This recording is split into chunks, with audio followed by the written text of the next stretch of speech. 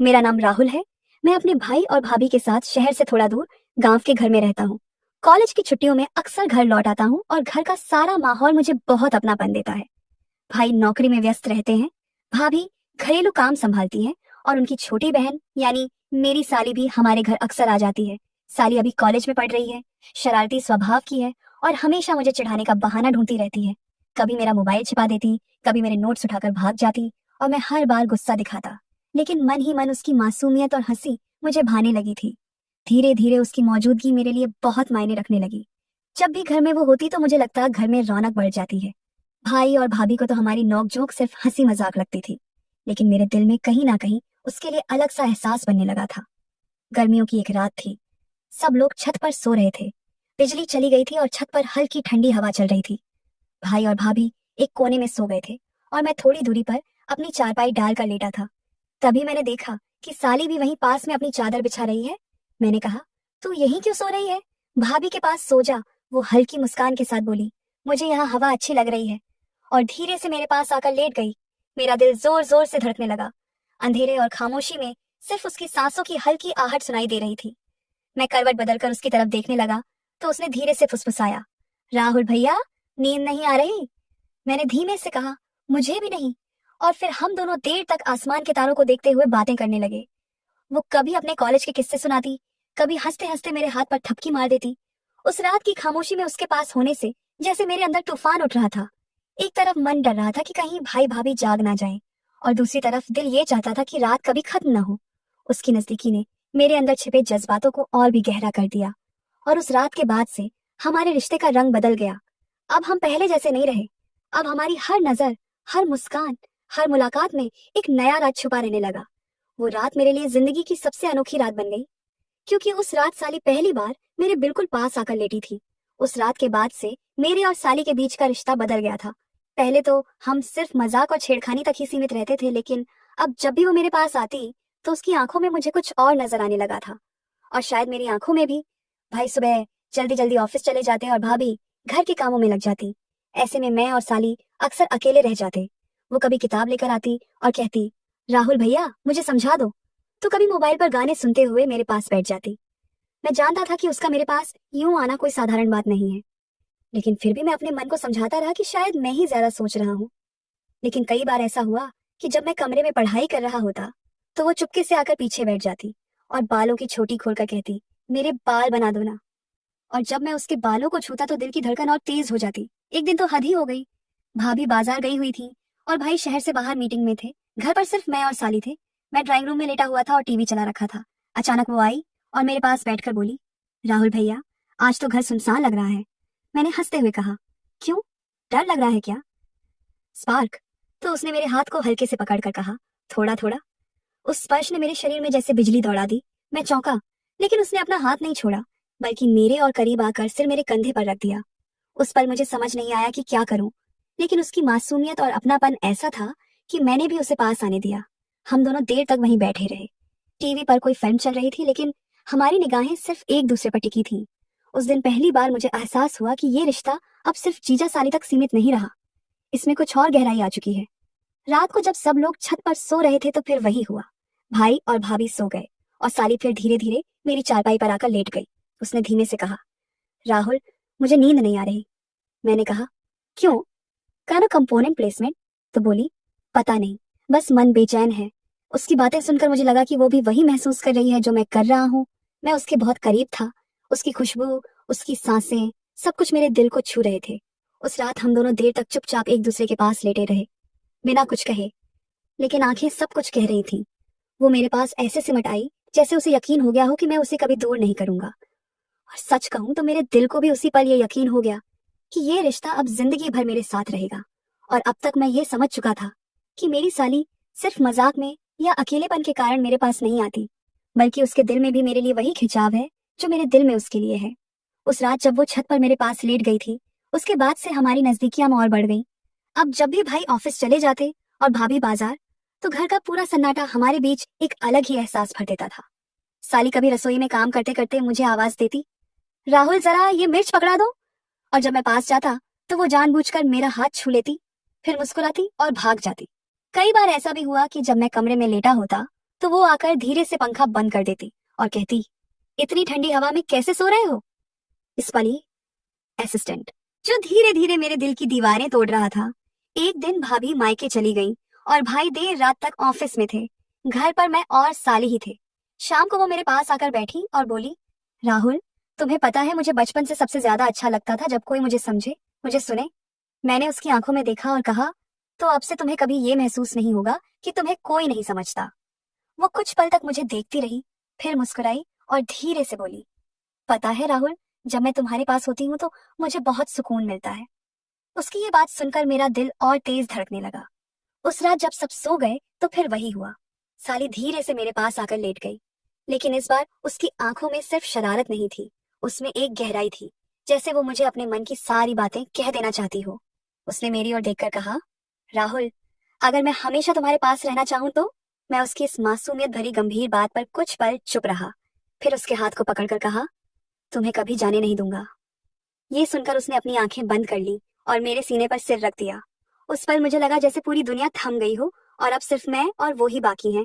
और अब तक मेरी साली के साथ जो रिश्ता था वो सिर्फ चुपके से बातें करने या रात को पास आकर लेट जाने तक सीमित नहीं रहा था। अब हमारे बीच एक अजीब सा अपनापन बनने लगा था। दिन भर जब भाई ऑफिस में होते और भाभी अपने मायके चली गई थी तो घर में बस मैं और साली ही रहते।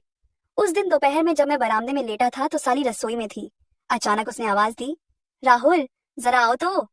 मैं जैसे ही गया तो देखा कि उसके हाथ में आटा लगा हुआ था और बाल थोड़े बिखरे हुए थे। वो हंसते हुए बोली, जरा ये डिब्बा ऊपर से उतार दो, मेरी पहुंच नहीं हो रही। जब मैं डिब्बा निकालने गया तो वो जानबूझकर मेरे और करीब आ गई। उसके गाल मेरे कंधे से छू गए और उस पल मेरा दिल जैसे रुक गया।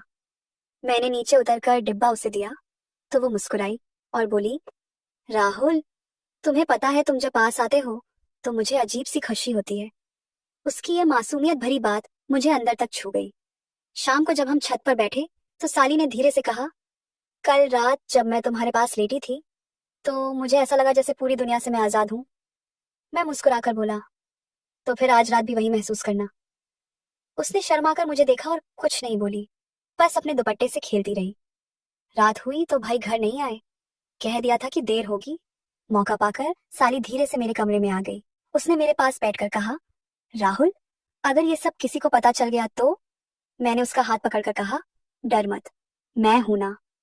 वो मेरी बाहों में आकर छुप गई। उस पल घर का हर कोना जैसे हमारी सांसों से भर गया था। उसके चेहरे की मासूम हंसी और आंखों की गहराई मुझे पागल बना रही थी।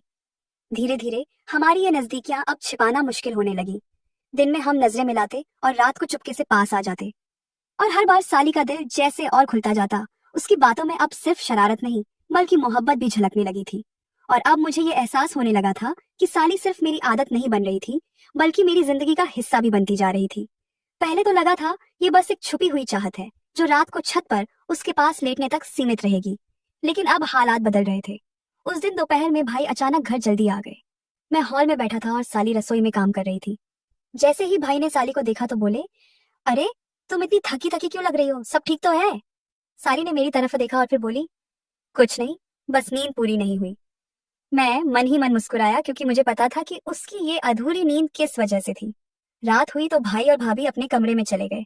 मैं हमेशा की तरह छत पर आ गया और थोड़ी देर बाद साली भी धीरे से आई, लेकिन इस बार उसके चेहरे पर थोड़ी घबराहट थी।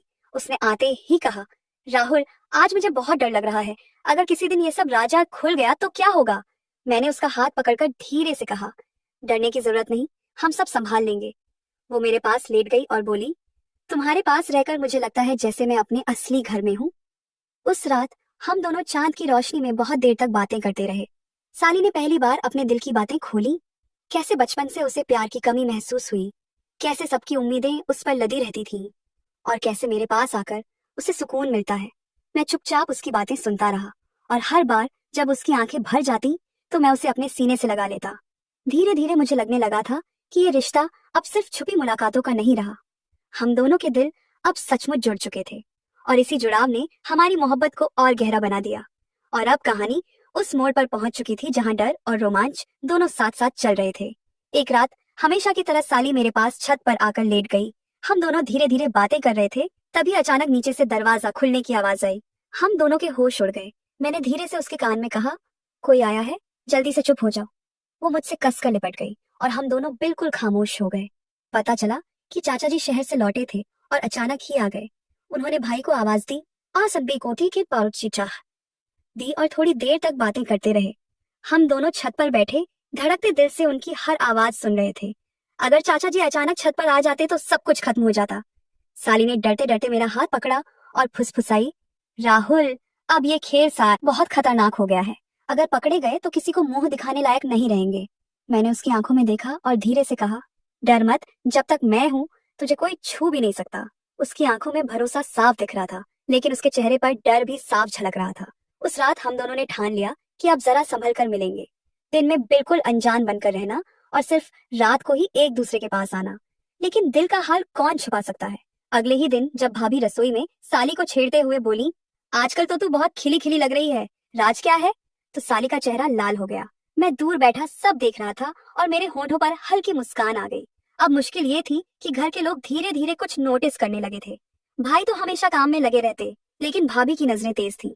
वो अक्सर मुझे और साली को टोकने लगी, तुम दोनों बड़े अच्छे दोस्त बन गए हो, है ना? ये सुनकर साली की सांसें अटक जाती और मैं बात बदल देता।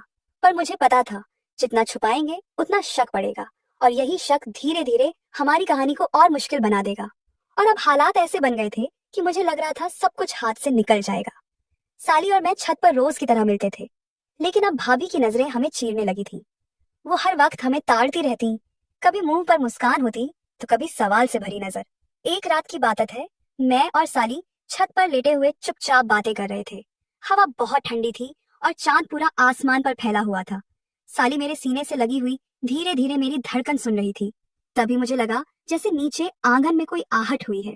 मैंने झट से उसे अलग किया और दीवार से झांक कर देखने लगा। नीचे भाभी खड़ी थी, हाथ में पानी का लोटा था, लेकिन उनकी आंखें ऊपर ही टिकी थी। ऐसा लग रहा था जैसे वो कुछ खोज रही हो। मैंने तुरंत साली को खामोश रहने का इशारा किया। हम दोनों के दिल जोर जोर से धड़क रहे थे। थोड़ी देर बाद भाभी ऊपर आने लगी। मेरे तो होश उड़ गए। मैंने साली का हाथ पकड़कर उसे छुपा दिया और खुद ऐसे लेट गया जैसे सो रहा हूँ। भाभी धीरे धीरे सीढ़ियां चढ़कर छत पर आई, चारों तरफ देखा और फिर मेरे पास आकर खड़ी हो गई। राहुल, उन्होंने धीमी आवाज में पुकारा। मैंने आंखें मलते हुए कहा, क्या हुआ भाभी, इतनी रात को? भाभी ने घूरते हुए कहा, तुम जाग रहे थे क्या?